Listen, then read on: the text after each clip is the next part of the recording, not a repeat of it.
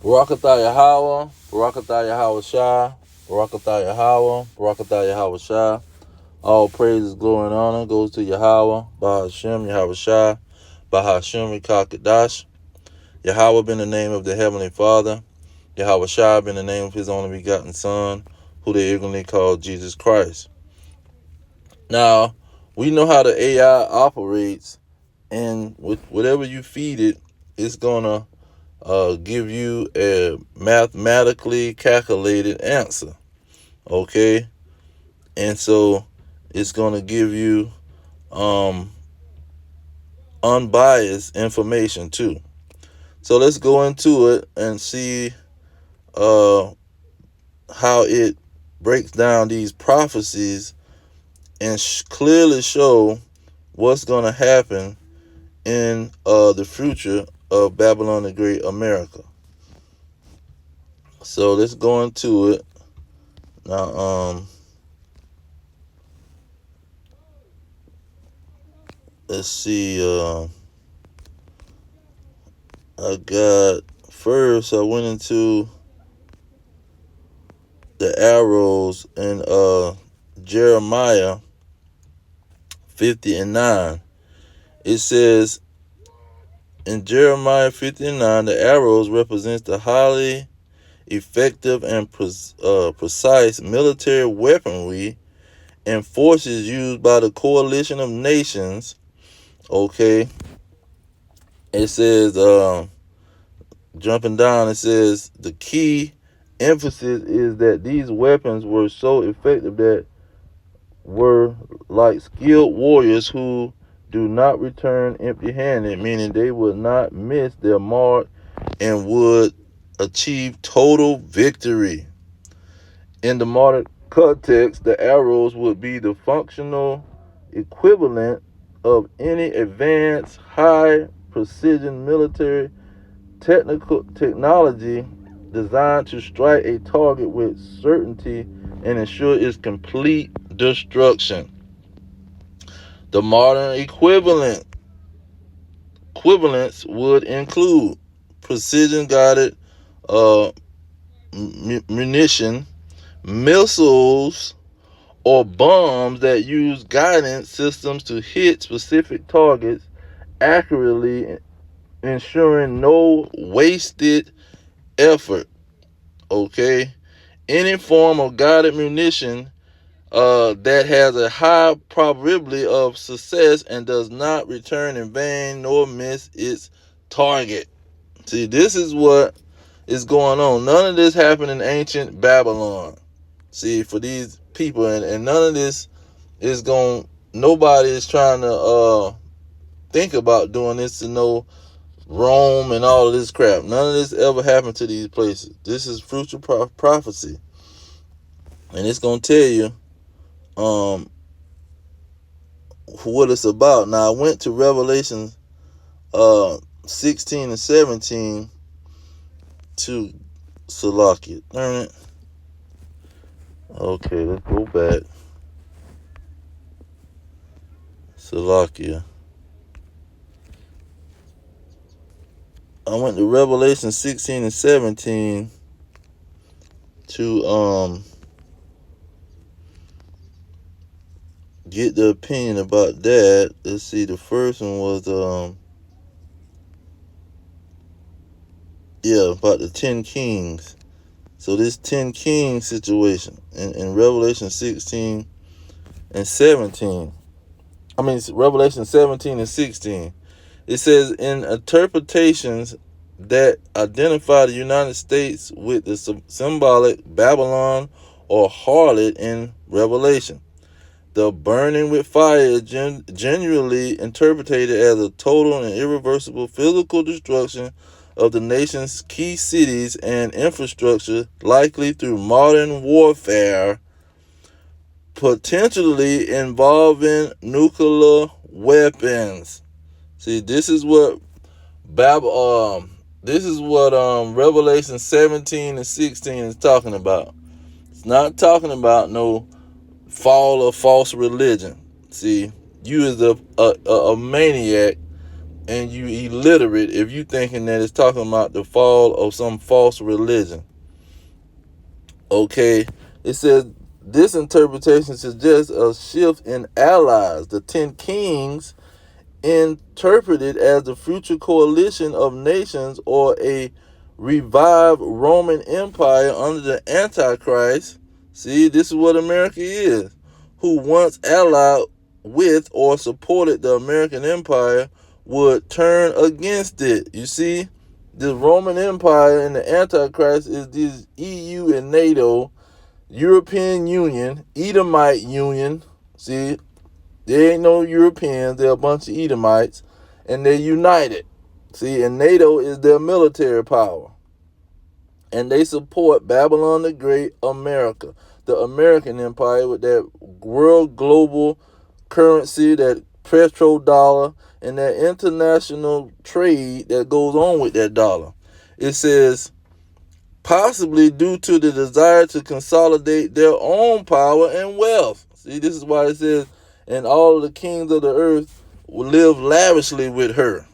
They come over here to the World Trade Center and get rich, putting stores and businesses all in the neighborhood, feeding off the Israelites. Verse it goes on to say, sudden and utter destruction. The language of desolate and naked and eat her flesh is often understood as a graphic metaphor for stripping away the nation's wealth, power, and influence, followed by a final fiery annihilation. See, this is what America has: wealth, power, and influence. No other nation has the wealth, power, and influence as America. And suddenly it's going to be ripped away from her. It's a modern weaponry, while the original text uses ancient imagery, because that's all they got. See, they couldn't use ancient imagery and match it up today because it didn't exist back then.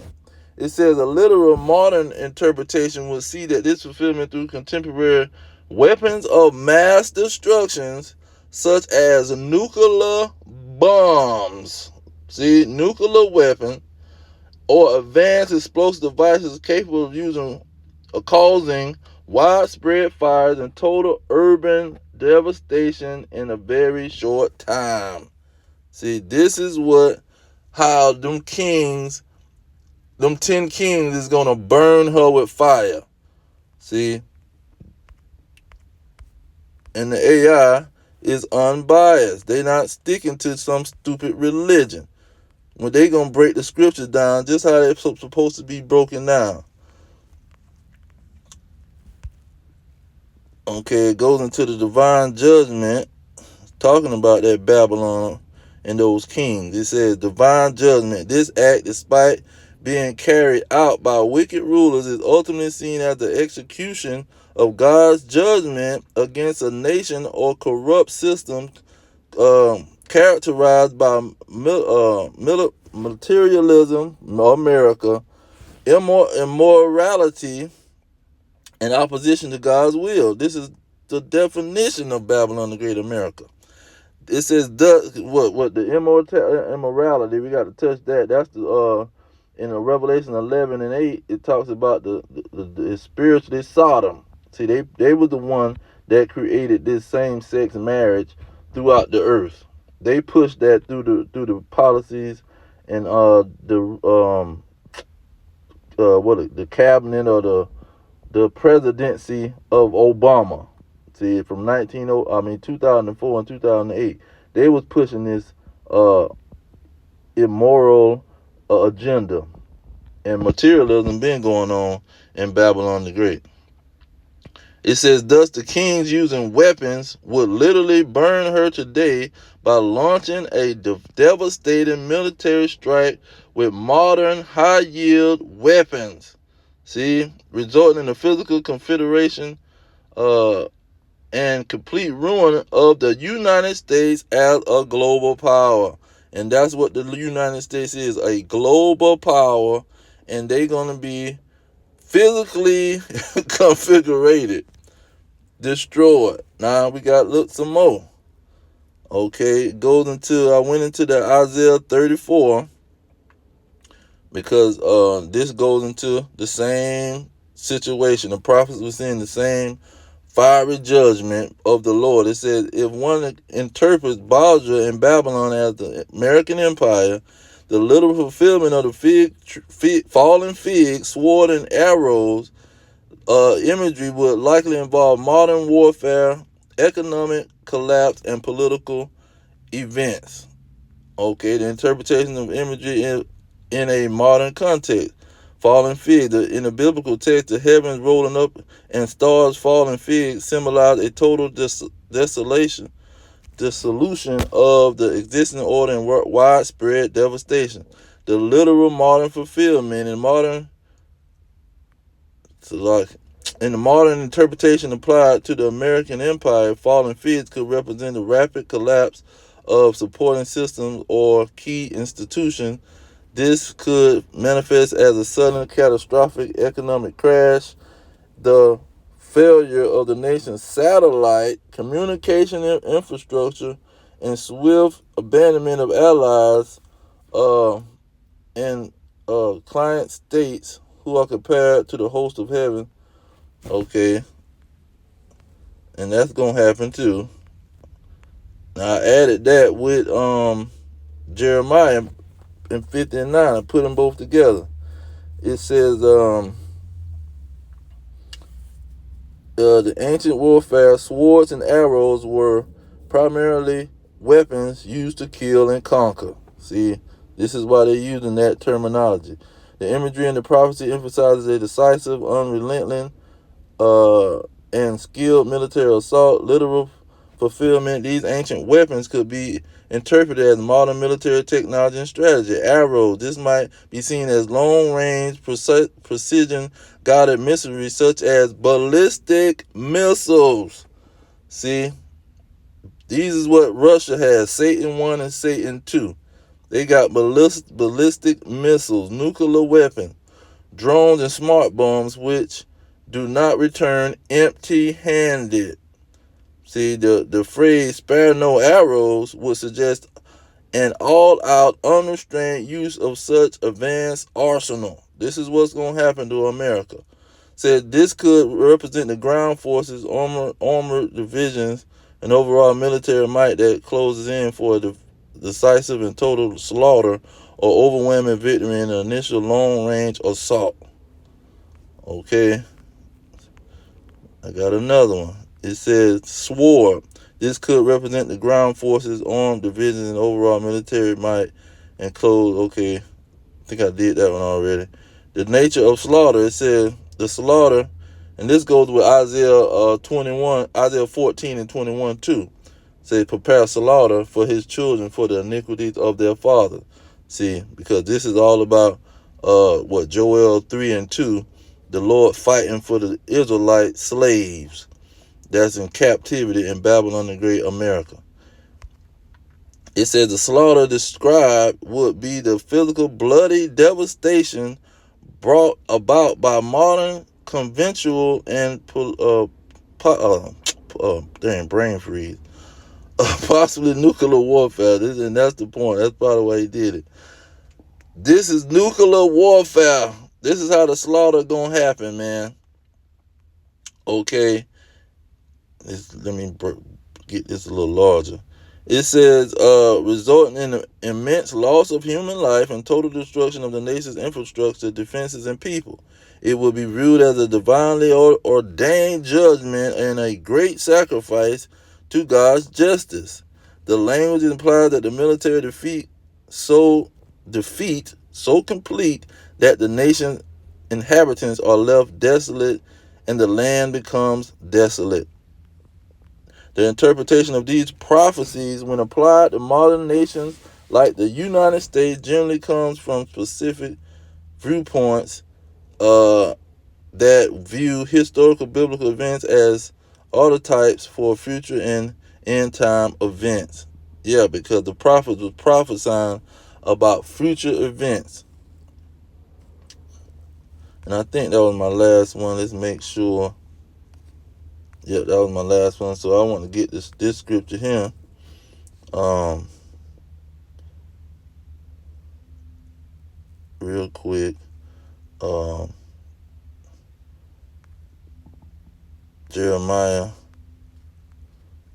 28:8. This is what the prophets was doing. It said, the prophets that have been before me and before thee of old both prophesied against many countries and against great kingdoms of war. See, war is coming to this great kingdom, which is Babylon the Great America. You see, war is going to come to these people. And evil is coming. See, evil and only evil is coming to Babylon the Great America. And of pestilence, because they want to poison the people, because that's all pestilence is. See, it's just a poison and a toxin to your body, just like a parasite and any other kind of thing. It's just an infestation and a bombardary of toxic substance that's gonna come to your body. And the Lord is sending this stuff to this great nation, which is that has multiple countries. Now, let's see another one. Isaiah 46:10. It says, declaring the end from the beginning. So he is declaring the end with these prophets. He's not sitting on there. That's back in that day. That's back in the Bible time. That's back in ancient Babylon it's talking about. See, they really ready to run back to ancient Babylon, but he was using the prophets for a future, for the end. He was using them to describe the end when he come. Why he gonna focus on some stuff 3,000 years ago? See, he giving them prophecies about when he come, because he wasn't gonna be using nobody to write nothing down in these times. See, we proclaiming the old prophecy. We bringing out he giving us the spirit to understand the visions of the old prophets. What's that? 1 Corinthians 14:32, I think, or something like that. This is what he's giving us. So he wasn't gonna be telling us the stuff that's going on back then. He telling us the end, when that last end, fourth kingdom, Revelation 12, 13, 17, 18, that fourth kingdom, which is Babylon the Great America, Daniel 7:23, that fourth and last kingdom. This is what he was going to be telling us. The end. It said, declaring the end from the beginning. In those days, he was telling us about what's going to happen in our days. It says, from ancient times to the things that are not yet done. See, saying, my counsel should stand and I will do all my pleasure. This is what he was doing. He wasn't talking about no ancient Babylon gonna be having arrows coming to totally annihilate them, and the nation of Edom, they were gonna be annihilated and desolate like Sodom and Gomorrah. No, the Sodom and Gomorrah destruction was gonna be on Babylon the Great America. And I just want to bring the AI, let the AI break it down in an unbiased way. See, they not biased about these questions. You ask one of these people the question, and they gonna twist that thing up 1,000 ways. But anyway, I'm gonna leave it there. I'm gonna give all praise to Yahweh, Ba'ashem Yahweh Shah, Ba'ashem Kakadash. Double honor to the elders pushing the truth. Peace to the elect worldwide, the blacks, Hispanics, and Native Americans, the descendants of slaves scattered around the globe on slave ships and through many captivities. Our kingdom is at hand. Shalom.